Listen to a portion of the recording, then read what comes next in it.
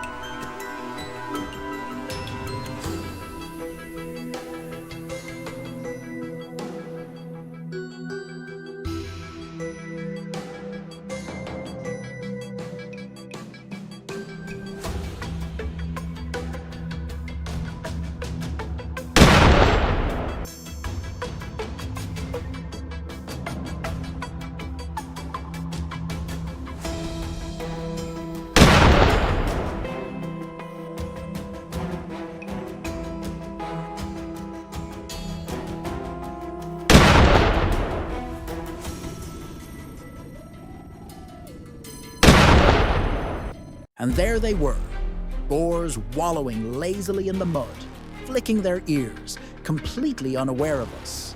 We couldn't hunt that property next door, but it was amazing to just watch them, wild and free, feeding and surviving. On our side, though, we had work to do.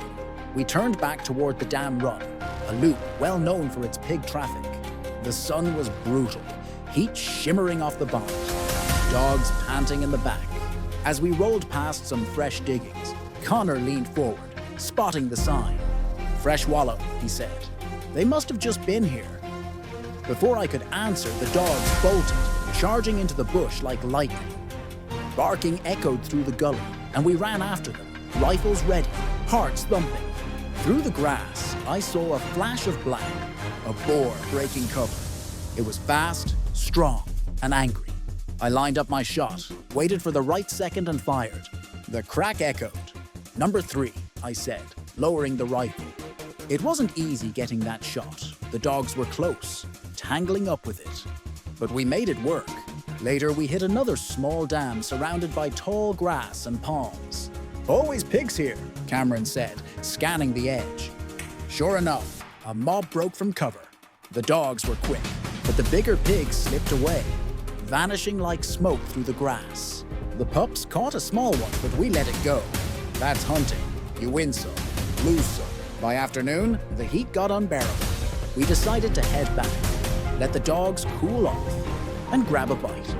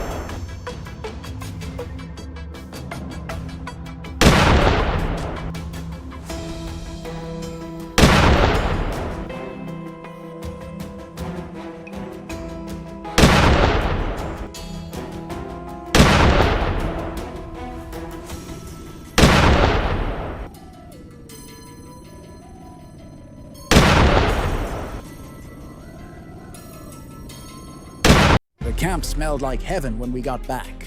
Pork ribs were sizzling on the fire, smoke rising through the trees. Connor was fixing a strap on the buggy using a screw and 2 band-aids.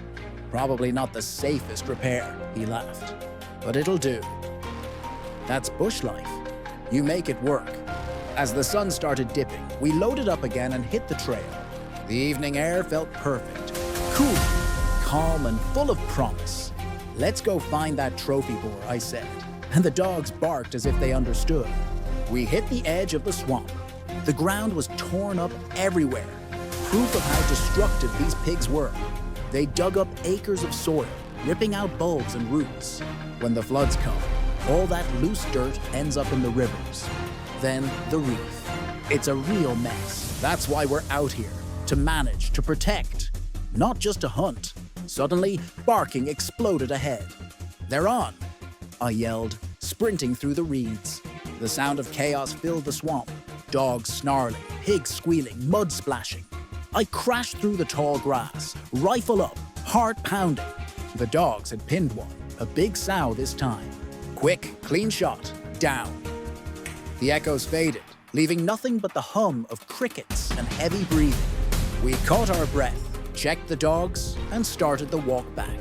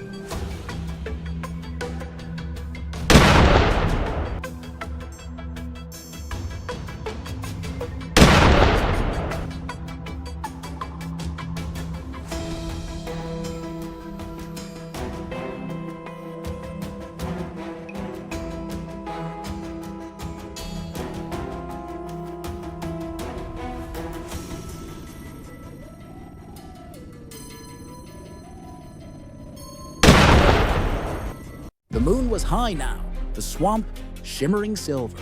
Then, from up ahead, 2 sharp gunshots. "Connor's on it," I said, grinning. His voice came through the radio a few minutes later, full of satisfaction. "Got him, big one." When we regrouped, the stars were out, sharp against the night sky. We laughed, told stories, cracked open a couple of cold ones, and admired the day's work. Not every hunt goes this smooth, but today everything had lined up perfectly. Back at camp, the ribs were done to perfection, falling off the bone, smoky and rich. "Mate, this is heaven," Cameron said, grinning through a mouthful. We sat around the fire, tired and content. Dogs curled up by our boots.